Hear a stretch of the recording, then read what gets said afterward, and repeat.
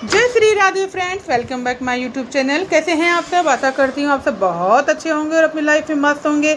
और फ्रेंड्स, सुबह का टाइम है, बज रहे हैं 6:30। 6:30 नहीं फ्रेंड, 6:45 हो रहे होंगे, क्योंकि मैं 5 बजे उठ गई थी। और दुबे जी नहा चुके हैं, मैं भी नहा चुकी हूँ, और श्रेयांशी अभी नहीं नहाई है, फिर हर्षित नहाएंगे। श्रेयांशी हम लोग के बाद में सबसे लास्ट में नहाती हैं, क्योंकि उसको झाड़ू पोछा भी करना होता है, घर की डस्टिंग भी करनी होती है, और फिर सुबह सुबह हो नहीं पाता इतना।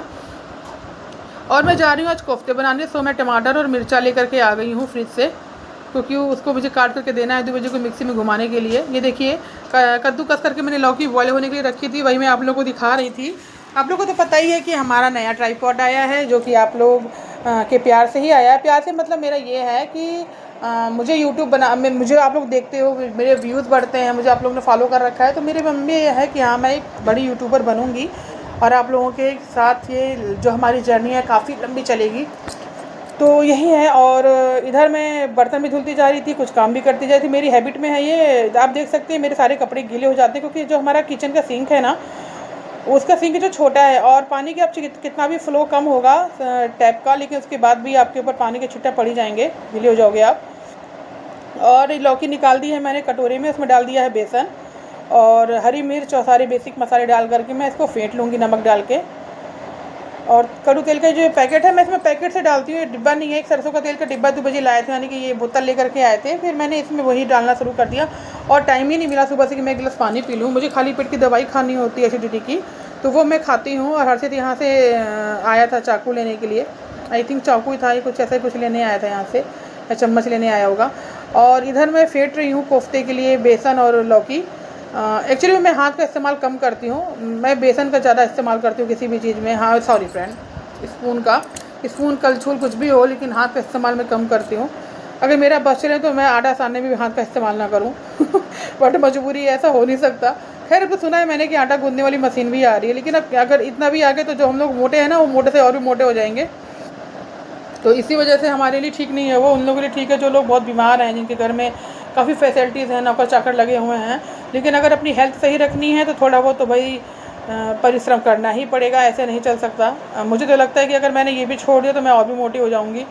और इधर कोफ्ते डाल दिए मैंने, कढ़ाई में तेल गर्म हो गया था, तो जितने आम आ सके उतने डाल दिए हैं। फिर अभी आगे दोबारा फिर एक बार फ्राई कर दूँगी। और ग्रेवी के लिए मैंने टमाटर मिर्चा दूबी जैसे मिक्सी में पिसवा दिया था, जो कि मैंने अभी आप लोग को दिखाया था कि काटा है मैंने, काट करके दे दिया, तो मैंने पीस करके रख दिया है। देखिए किचन में गिरा आपको मिक्सी में रखा हुआ, साइड में एक बेसन का पैकेट रखा हुआ है, मुझे लगा बेसन कम पड़ेगा, तो नया पैकेट था, मैंने उसको खोल दिया। फिर मैंने देखा इधर तो बराबर आ गया, बढ़िया जैसा चाहिए, बहुत गीला नहीं था, बहुत कड़ा नहीं था बेसन, मतलब जैसा होनी चाहिए पकौड़ी के लिए, कोफ्ते के वैसे बहुत अच्छा था। क्योंकि मैंने ना थोड़ा सा ग्रेवी उबलने के बाद मैंने उसमें पकौड़े डाले थे कोफ्ते, उसके बाद उसको बॉयल किया था, तो बहुत अच्छे से बॉयल हुआ था, मतलब फटा नहीं था कहीं से भी कोफ्ता। तो इसी से पता चल जाता है कि आपके कोफ्ते में बेसन की मात्रा सही थी, क्योंकि बेसन की मात्रा अगर कम होगी ना तो बॉयल होने पे वो फट जाएगा, क्योंकि बेसन कम रहेगा तो वो बिल्कुल मतलब चूर चूर हो जाएगा, बिल्कुल लौकी अलग हो जाएगी, बेसन इधर फटा फटा पूरा उसमें ग्रेवी में दिखेगा, वो अच्छा नहीं लगता। कोफ्ते का मतलब है आपके कोफ्ते दिखने चाहिए आपकी ग्रेवी में। तो मैं कुछ इसी तरीके से बनाती हूँ, बाकी सबका तरीका अलग अलग होता है। कुछ लोग तो आलू के कोफ्ते भी बनाते हैं, तो वो भी मैं भी बनाती हूँ, मैं कम बनाती हूँ। और ये मैंने श्रेयांशी को दे रखा है स्टेपलर करने के लिए, क्योंकि मैंने आपको बताया अभी कि मैंने इसको काट दिया था, और फिर मुझे लगा कि तो हो गया, बेसन की ज़रूरत ही नहीं पड़ी मुझे, तो फिर मैंने वापस कर दिया, मैंने कहा इसको ले जाके स्टेपलर करके रख दो। और इधर मैं कोफ्ते निकालती जा रही हूँ। अब ग्रेवी में कुछ खास तैयार करना नहीं था, मिर्च टमाटर मैंने पीसी रखा था, कि सब्ज़ी काफ़ी अच्छी कोफ्ते बने थे फ्रेंड, बहुत अच्छे बने थे, बहुत यम्मी बने थे। और अभी भी मेरा मन हो रहा है, मैं सोच भी रही हूँ कि शायद आज कोफ्ते बना लूँ, क्योंकि कोफ्ते और चावल बन जाते हैं, या कोफ्ते रोटी तो अच्छा लगता है। या फिर सुबह का सोचूंगी, कभी भी बना सकती हूँ, ऐसा कुछ नहीं है, मन में तो चलता ही रहता है, बनाना क्या, ये कुछ डिसाइड हो ही नहीं पाता हम लोगों का। मुझे लगा सभी घर की यही प्रॉब्लम है। और निकाल दिए मैंने कोफ्ते, अब सीधे से ग्रेवी पड़ेगी इसमें, ताकि फटाफट से हमारी जो कोफ्ते की ग्रेवी है वो तैयार हो जाए। और दूसरी बार मैंने पकौड़ियाँ डाल दी हैं इसमें, क्योंकि इसमें ज़रा टाइम नहीं लगता कोफ्ते की पकौड़ी बनने में, क्योंकि होता क्या है कि लौकी उबली हुई रहती है, इसमें ज़रा सिर्फ बेसन को ही पकाना रहता है, जो पकाना रहता है, ताकि बेसन हल्के से पक जाए अंदर अंदर से, और वैसे भी वो जूस के साथ मिलके पक जाते हैं। एक्चुअली में कोफ्ते पकाने का रीज़न थोड़ा ज़्यादा ये भी रहता है कि क्योंकि कोफ्ते ज़रा उबाले नहीं जाते हैं ग्रेवी के साथ में। कुछ लोग कोफ्ते ठंडा होने के जूस उसके बाद डालते हैं, ताकि उनको खड़े खड़े दिखें और जूस सोख लें, बट मेरा सिस्टम ही अलग है। मैं ना थोड़ा ग्रेवी को उबलने देती हूँ, उसके बाद उसमें कोफ्ते डाल देती हूँ साथ साथ, और वो साथ में बॉयल होते हैं, लेकिन फटते नहीं हैं मेरे, एक भी कोफ्ते फटते नहीं हैं, वैसे ही बनते हैं। और इधर ही जो कटोरे में मैंने लौकी और बेसन घोल रखा था कोफ्ते के लिए, उसमें मैंने थोड़ा सा पानी डाल दिया। इसमें क्या जो लौकी मसाले और बेसन है ना, वो हमारी सब्ज़ी की ग्रेवी में चले जाएंगे, कोफ्ते की ग्रेवी में चले जाएंगे, वो वेस्ट नहीं होगा वो सारा मसाला वसाला।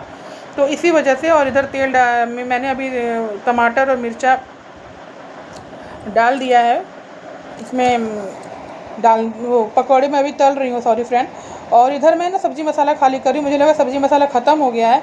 और दूबी जी ने कहा कि नहीं नहीं सब्ज़ी मसाला सही यार ख़त्म हो गया, मंगा लें क्या। हमने कहा, फिर उन्होंने ला के रखा हुआ था तो मुझे परेशान कर रहे थे वो, तो वही फिर मैं उन्होंने दिया तो मैंने उसको डिब्बे में खाली किया। ये हमारे एयरटाइट का डिब्बा है, किसी गिफ्ट में मिला था दूबी जी को, कुछ लेने गए थे किसी शॉप पे, तो वहाँ पे गिफ्ट में था, यानी कि फ्री था किसी चीज़ के साथ। तो बहुत काम की चीज़ है फ्रेंड, ये बहुत अच्छा एयरटाइट का डिब्बा है। ये मेरे हमारे पास एयरटाइट के बहुत सारे बॉक्स थे, बट इस समय कहाँ है मुझे याद भी नहीं आ रहा है कहाँ पर है वो। एक रेड कलर का भी था, वो भी नहीं दिख रहा है, पता नहीं कहीं चला गया होगा। इनके एक्सीडेंट के समय पे काफ़ी यूज़ हुआ वो सब, आने जाने में, लंच वंच ले जाने के लिए, इनके कुछ रख के ले जाने के लिए, कुछ खिला दूँगी हॉस्पिटल में ही, तो इसी वजह से। और फ्रेंड्स ये देखिए हो गए कोफ्ते, दोनों राउंड में पका दिए मैंने। 2 बार कोफ्ते बनाने लगे, क्योंकि कढ़ाई है तो हमारी छिछली, लेकिन ज़रा ऑयल नहीं डाला था मैंने, हिसाब ही डाला था कि कोफ्ते बस पक जाएं, ताकि हमारे दोबारा 2 राउंड बना लूँगी वो ठीक है, लेकिन तेल ज़्यादा नहीं होना चाहिए। इसी वजह से 1 राउंड निकाले थे मैंने, सेकेंड राउंड भी निकाल दिया है कोफ्ते। और कोफ्ते पक चुके हैं, सब लोग अपने अपने काम पे लगे हुए हैं। यहाँ से डस्टिंग पे लगी हुई हैं, हर्षित नहाने धोने में लगे हुए हैं, दूबी जी नहा चुके हैं, वो पूजा पाठ कान्हा जी को नहलाने में लगे हुए हैं। सब लोग अपने अपने काम पे सुबह सुबह व्यस्त हैं, कोई भी ये नहीं ऐसा है जो फ्री हो। और फ्रेंड्स ये देखिए ग्रेवी मैं पका रही हूँ, और इधर आ गई हूँ छत पे। कोफ्ते बन चुके थे, हर्षित चला गया है स्कूल और दूबी जी चले गए हैं ऑफिस। और ये है शाम का टाइम, सुबह का नहीं है, शाम का टाइम है, क्योंकि सुबह सुबह नहीं हो पाएगा फ्रेंड, इतनी देर धूप होती है, कहाँ ही हो पाता है। तो शाम को ये 5:30-6 बज रहे होंगे तब मैं छत पे देखी, कितनी तेज़ धूप है, लग नहीं रहा है कि मतलब 5:30-6 बज रहे हैं, लग नहीं रहा है, लग रहा है 3-3:30 बज रहे होंगे। अब ऐसे ही है। हाँ देखते हैं, अब सितंबर में थोड़ा सा शायद मौसम नम हो जाए, थोड़ा सा दिन, थोड़ा सा मैंने सुना है कि सितंबर के टाइम पे ना थोड़ा सा अंधेरा जल्दी होने लगता है अगस्त सितंबर से। अभी क्योंकि इस बार मनमास लगा था, इसलिए थोड़ा टाइम लगेगा। और कपड़े धुल रही हूँ मैं, इधर नीचे नीचे देख भी रही हूँ कि क्या क्या है, लोग कहाँ हैं। देखिए अभी तक कोई बाहर नहीं दिखेगा आपको, क्योंकि धूप इतनी तेज़ है, कहीं बादल है कहीं धूप है। तो मैंने चलो हवा भी चल रही है, अगर हवा से कपड़े भड़क भी गए तो सूख जाएंगे, इसी सभी कपड़े चिमटी लगा के उड़े ना। तो मिलते हैं अगले ब्लॉग में, बाय बाय, जय श्री राधे, टेक केयर।